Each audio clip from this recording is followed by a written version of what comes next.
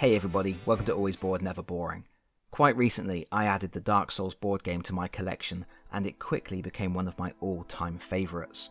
I won't bend your ear about that right now, as I am working on a full stick to the script review to count the ways I love Dark Souls.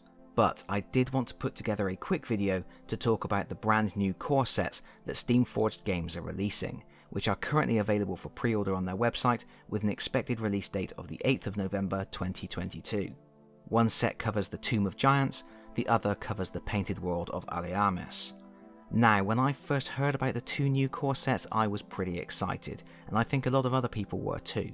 It was exciting because the sets would be exploring two popular locations from Dark Souls, although personally I would have rather one of the sets had more Dark Souls 3 flavouring, but also because in addition to being new core sets for people brand new to the game, featuring revised rules, they would also be completely compatible with all previous Dark Souls products. This seemed like the best of all worlds to me, because I genuinely enjoy the original rules, playing them with only the most minimal of changes. I don't so much house rule as I season to taste. These core sets seemed like they were going to keep existing players like me happy, offer a new experience for the people who hated the original rules, and provide an entry point to the system for new players. And because these core sets would be smaller than the original core set, they would have a lower retail price, making the game more accessible. It sounded like a win all round really, but now we know a bit more about the new core sets, some concerns have become apparent. First, let's take a look at the contents. In the Tomb of Giants you are getting 3 characters, the Cleric, the Pyromancer and the Thief. 13 enemies, that's 3 skeleton archers, 1 skeleton beast, 3 skeleton soldiers, 2 giant skeleton archers, 2 necromancers, and 2 giant skeleton soldiers. Then you are getting a Black Knight mini-boss and the boss Gravelord Nito. You are also getting 4 double-sided game boards, a campaign dashboard, and all the tokens, dice and cards you need. Meanwhile, in the Painted World of Aliamis you are getting 3 characters, the Mercenary, the Sorcerer, and the Deprived, 13 enemy miniatures featuring phalanx hollows, snow rats, crow demons, bone wheels and engorged zombies, a heavy knight mini-boss, and the boss Crossbreed Priscilla. You then get your 4 double-sided game boards, a campaign dashboard, tokens, cards, and so on. So, let's break this down a little bit. These core sets are indeed smaller than the original core set. You get less game boards, but you are also only getting 1 boss per box instead of 2, 1 mini boss per box instead of 4, and 13 regular enemy types instead of 16. That means you are getting a lot less variety in each box. Even worse, each box only contains 3 heroes. That doesn't mean the game no longer supports 4 players, it does, but each box can only support 3 players without a supplemental purchase, as you simply don't get enough characters. And you may have noticed, all of the characters from these 2 core sets are lifted directly from the characters expansion box that already exists. If I was a gambling man, I would guess that the character expansion will eventually go out of print, and anybody looking to get those extra characters will have to buy these new core sets instead.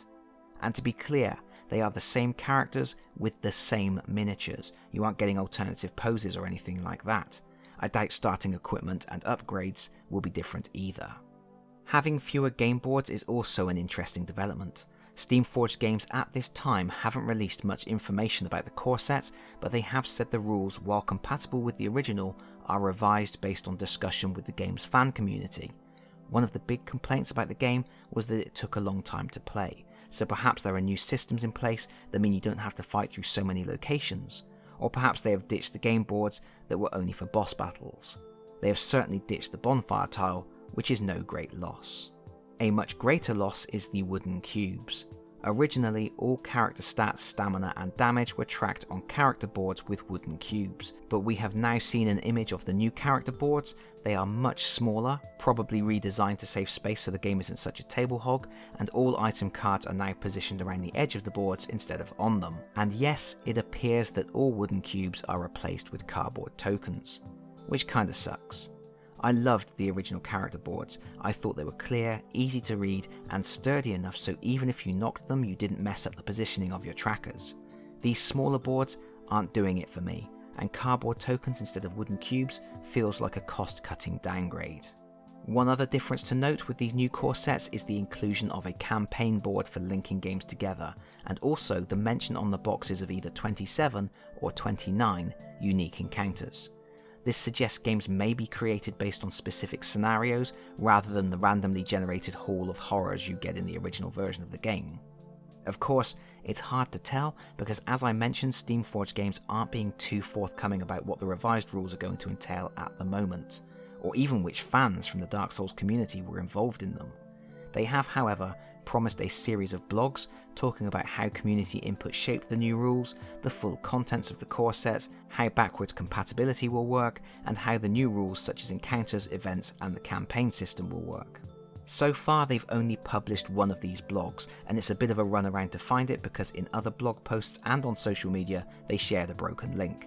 Still, I prevailed and hunted it down, and well, I'm not much the wiser for reading it really. I'll cherry pick a few choice quotes from the article here and then link to it in the description below so you can read it at your leisure. First of all, they say, core sets present a lot more than the expansions we've seen before. They're an entirely new way to play the game, featuring brand new rules, a massive change to how encounters are played, a new campaign system, a new event system, and of course, new enemies and new bosses. They go on to say, for this new edition of the rules, we wanted to work with the community to discuss their personal rules and concepts. From discussions regarding the number of sparks you begin with, to doubling the number of souls, and with a healthy dose of block versus dodge, we spent weeks assembling a list of the most popular changes, and then just as long discussing their potential implementation. Obviously we couldn't include everything, but we certainly addressed a lot, either in direct revisions such as combining the aforementioned block and dodge values into a single compound roll, or making treasure card draws a row of cards to choose from. Several of you were concerned that two-handed weapons weren't competing well with single-handed weapons, which required us to test several different solutions.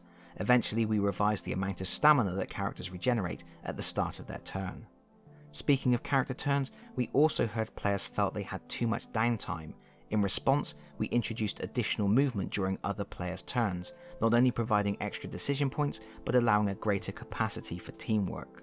In other places, we introduced our own ideas, such as streamlining the rules for terrain elements and making it more intuitive to see which nodes were adjacent to each other. All of these revisions were run by our friends in the community to see how they responded. Some didn't get any further than that and ended up on the cutting room floor, but others found more fertile soil and grew into solid changes that improved the experience. So what can we gather from that? Not too much really, as it's hard to know which of the things they mention here they actually implemented, and in what capacity. If most of the rules changes are things like changing the amount of stamina characters regenerate, or clarifications in the rules layout and component designs, that all sounds good. My assumption is that they wouldn't introduce changes that would invalidate all the cards that already exist for monsters and items, but who knows? What we do know are the pre-order prices for these boxes. In the UK, it's $109.99, while in American dollars or euros, you are looking at $109.95. And that's really expensive. I mean, the original core set, which had an extra character, extra game boards, extra bosses, and extra mini-bosses, is listed on the Steamforged website at £129.99 in pounds sterling, which is only £20 more. Of course, we're talking recommended retail prices here. Third-party retailers will have these boxes for less.